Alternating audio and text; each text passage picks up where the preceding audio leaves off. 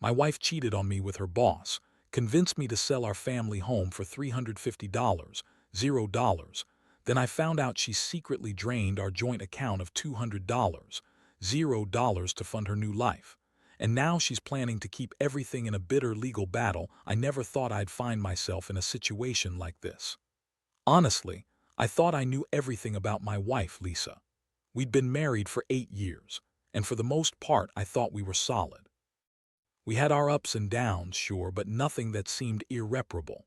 That is, until I started noticing the small cracks, little things that didn't add up, signs I refused to see at first. It all started with her changing her phone habits. She'd hide her screen when I walked into the room, and her texts became more secretive. I'd catch her sneaking out to meet a friend or run an errand, but somehow I knew she was lying. She'd get defensive whenever I asked about her whereabouts, brushing it off with a sharp, "You're overreacting, it's nothing."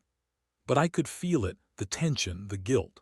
I brushed it off initially, telling myself I was just paranoid, that maybe she was stressed with work or something else.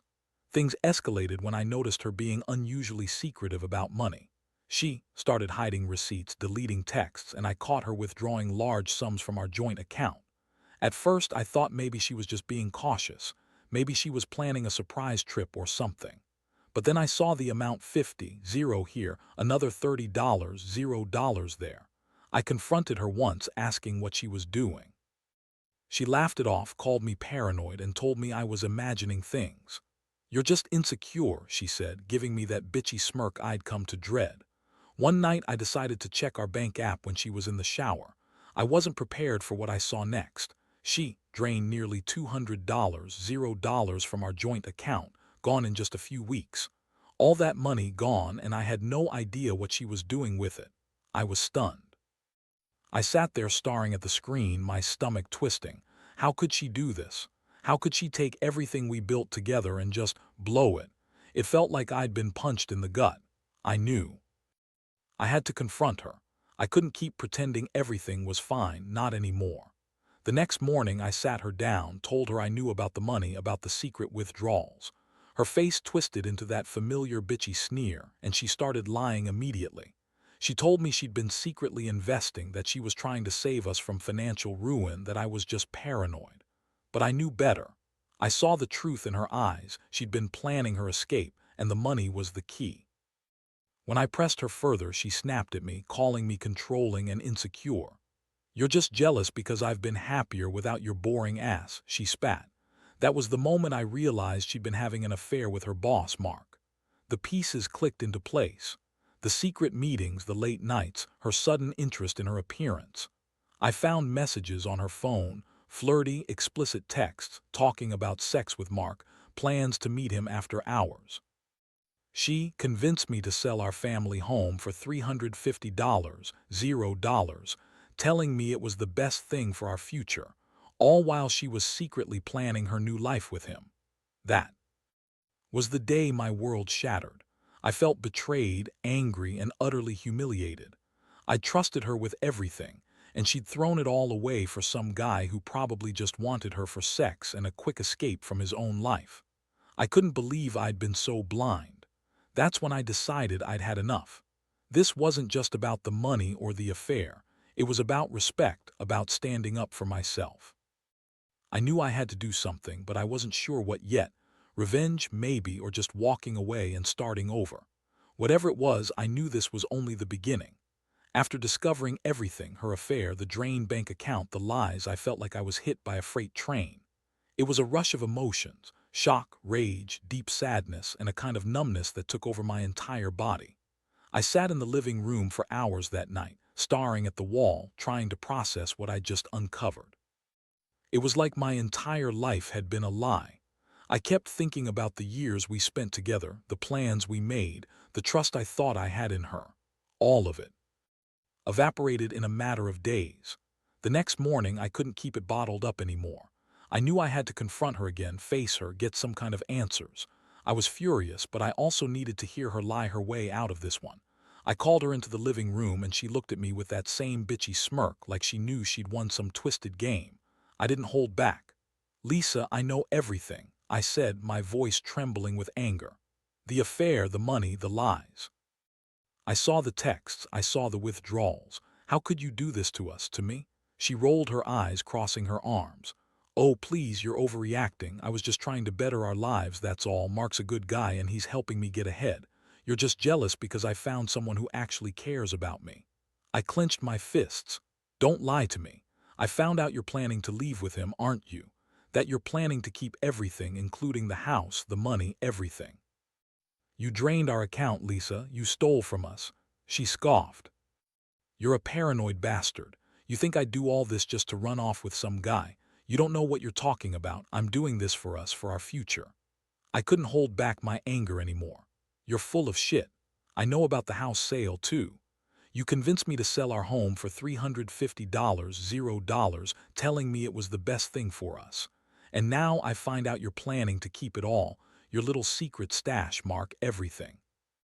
Well, I've got news for you. I'm not going down without a fight. Her face twisted into something ugly, a mixture of contempt and defiance. You think you can just stop me? You're weak, John. You're not the man I married.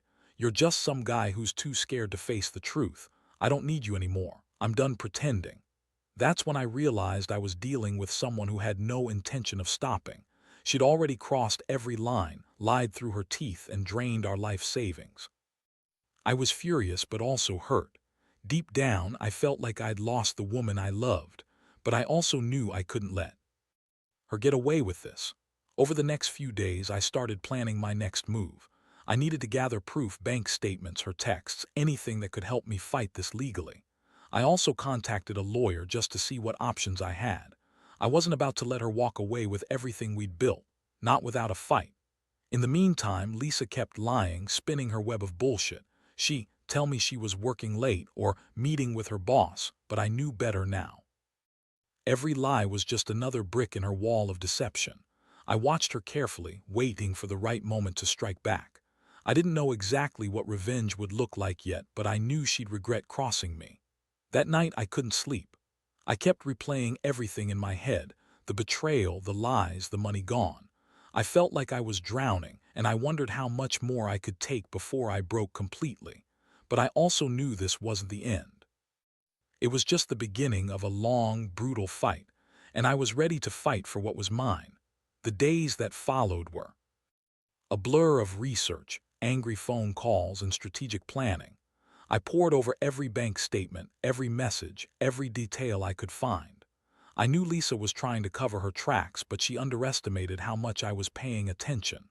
I found more evidence, secret emails with Mark, receipts for jewelry she bought with the stolen money, even a few hotel bookings under her name. It was like peeling back layers of an onion, each revelation more disgusting than the last. I felt this burning need for justice, for some form of revenge.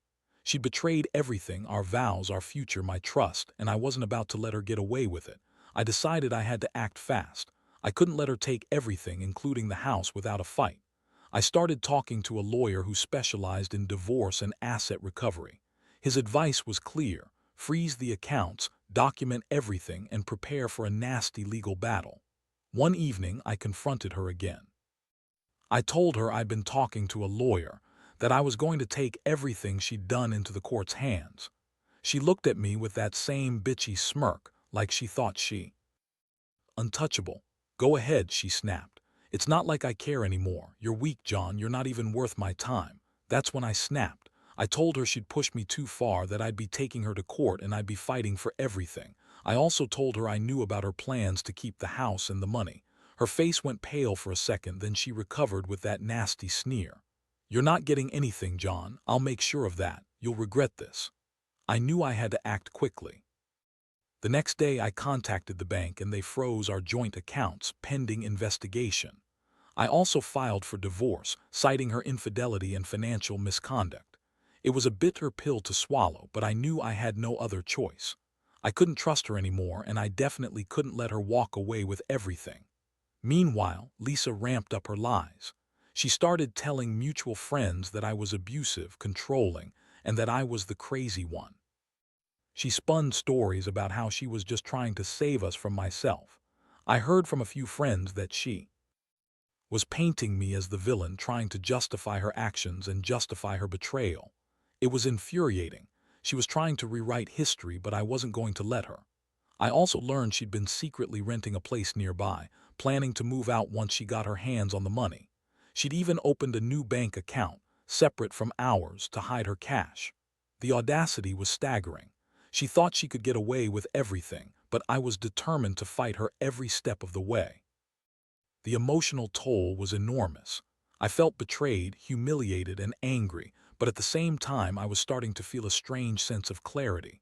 I realized I'd been living in her shadow for too long. Now I was finally waking up and taking control. I knew this would be a long, painful process, but I was ready. I had to be for myself, for what we had, and for whatever shred of dignity I could salvage from this mess. I kept telling myself that I'd get through it. I'd rebuild, even if it meant starting over from nothing. But I also knew Lisa wasn't done yet. She'd fight too. Keep what she thought was hers, and I had to be prepared for the worst. I was angry, yes, but I was also determined. This wasn't just about money or revenge anymore. It was about standing up for myself and making sure she didn't get away with destroying everything. The legal battle kicked into high gear faster than I expected. Lisa wasn't just sitting back. She was fighting dirty.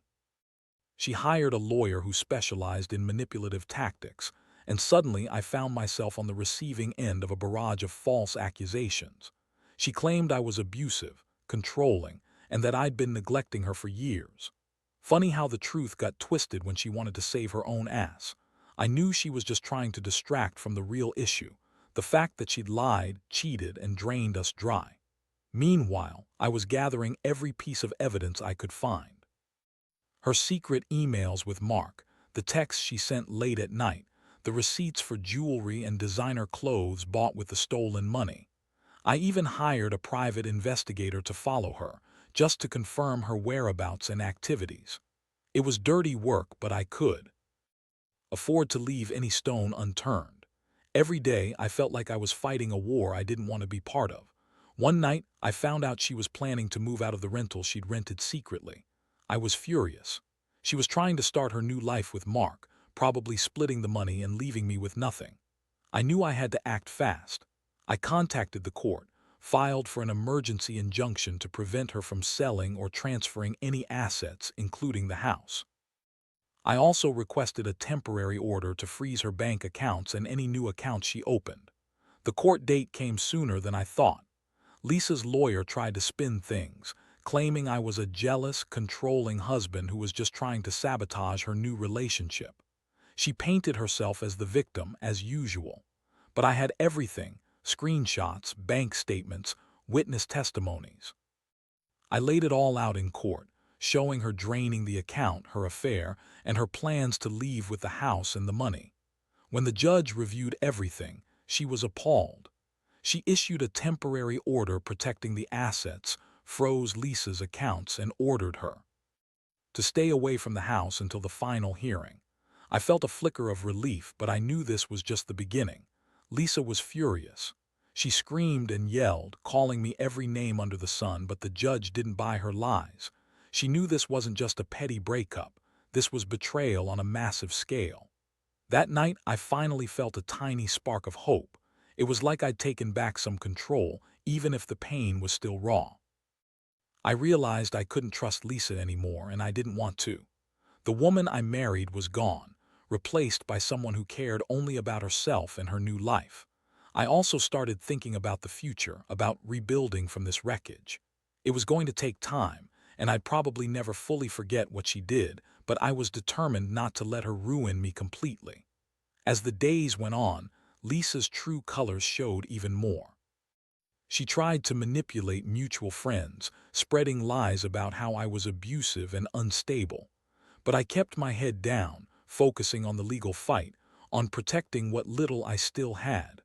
I learned a lot about human nature in this process, how some people will lie and cheat to get what they want, but also how justice has a way of catching up with them eventually. I wasn't done fighting yet, but I knew I was making progress. One thing became clear: this wasn't just about the money or the house. It was about respect, about standing up for myself after being for so long. I'd been naive, trusting her blindly, but I wasn't going to let her get away with destroying everything we'd built. not without a fight. And I was just getting started. The final stretch of this nightmare has been the most exhausting yet. Lisa's lawyer kept trying to poke holes in my case, claiming I was bitter, controlling, and unstable. She hired her own private investigator to dig up dirt on me, and I had to be extra careful about what I said and did. It was like walking on a tightrope. One wrong move, and she'd spin it into some kind of manipulation. But I stayed focused, knowing that I had the truth on my side. The court hearings dragged on for weeks. Each session was a new battle she'd come in with. Her bitchy smirk, trying to act like she was the victim, while I presented evidence of her affair, the drained accounts, and her plans to leave me high and dry. I brought in witnesses who knew about her secret meetings with Mark, and I had every bank statement, text, and email to back me up. I felt a strange mix of relief and anger every time I saw her squirm under the weight of the truth. One day, I caught her in a blatant lie during the hearing. She claimed she'd never planned to leave, that she was just trying to save our marriage, even though I had proof she was already moving out, already planning her new life. I saw her eyes flicker, that bitchy smirk falter for a second. That was the moment I knew I'd broken her facade. The judge saw it too. She looked directly at Lisa and said, "Your actions speak louder than words. You've been dishonest and manipulative from the start." Finally, the judge ruled in my favor, awarding me the house, the remaining assets, and an order for Lisa to pay back the money she stole. It wasn't everything I wanted, but it was enough to start rebuilding. I felt a strange sense of closure, knowing I'd fought for what was right. Lisa, of course, was furious. She yelled and cursed as she left the courtroom, her face twisted with rage. She tried to threaten me, saying she'd fight me in court forever, but I didn't care anymore. I'd won the battle, and that was enough. In the aftermath, I started to piece my life back together. I moved out of the house, got a new job, and began therapy to deal with the emotional wreckage. The betrayal cut deep, but I refused to let it define me. I learned that some people, no matter how much you love them, are just not worth the pain. And I learned how important it is to stand up for yourself, even when it feels like the world is collapsing around you. Looking back, I realize I should have seen the signs sooner, but I was blinded by love and trust. Now I know better. Trust is fragile, and when it's broken, you have to be willing to fight for what's right. I don't regret standing up for myself, even if it came at a terrible cost. What I do regret is not noticing sooner that Lisa was already planning her escape. But that's a lesson learned. Never ignore the red flags, no matter how much you want things to stay perfect. If there's one thing I want others to take away from this, it's this. Don't be afraid to fight for yourself. When someone betrays you on that level, it's not just about the money or the house. It's about your dignity and self-respect.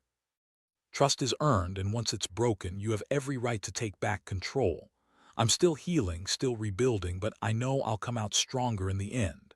And if you're going through something similar, remember, you're not alone, and you don't have to accept being a victim. Stand up, fight back, and never let anyone take more than they deserve. Now that everything's settled, sort of, I've had time to reflect on what this whole nightmare taught me. Honestly, I never thought I'd be the guy who gets betrayed so badly, who fights tooth and nail just to keep what's his. But here I am. I've lost a lot, sure. The trust, the stability I once thought I had, and yes, the emotional scars that will probably stay with me forever. But I've also gained something, clarity. Lisa thought she could just walk out with everything, our house, our money, her little secret stash, and I'd be left picking up the pieces. But I learned a hard lesson: never underestimate the power of standing up for yourself.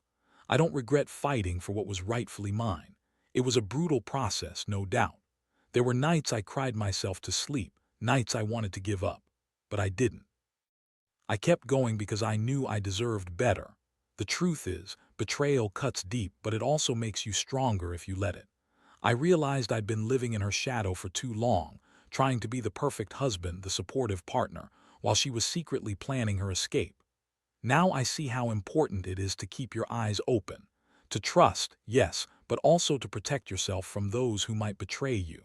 I've learned that money isn't everything, but it's also not nothing. It's a tool, something that can be used to build or destroy.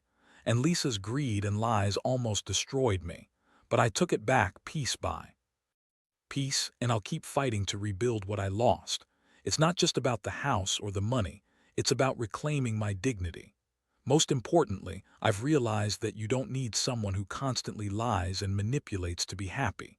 I thought I loved her, but now I see I was just holding on to a mirage. Moving forward, I know I'll be more cautious with who I trust. I'll be more aware of the red flags that I ignored before. To anyone reading this who's going through something similar, I want to say, don't be afraid to stand your ground. Don't let anyone walk all over you or make you feel small. It's okay to feel hurt, angry, or betrayed. Those feelings are valid, but use them. Turn that pain into strength. Fight for your life, your dignity, your future. Because at the end of the day, you're the only one who can truly protect yourself. I've come out of this with scars, yes, but also with a new sense of self-respect. I'll never forget what Lisa did, but I refuse to let her define me. I'll keep moving forward, rebuilding from the ashes, and I'll do it better and stronger than I ever thought I could. Because if there's one thing I've learned, it's this. No matter how dark it gets, there's always a way out. You just have to find it.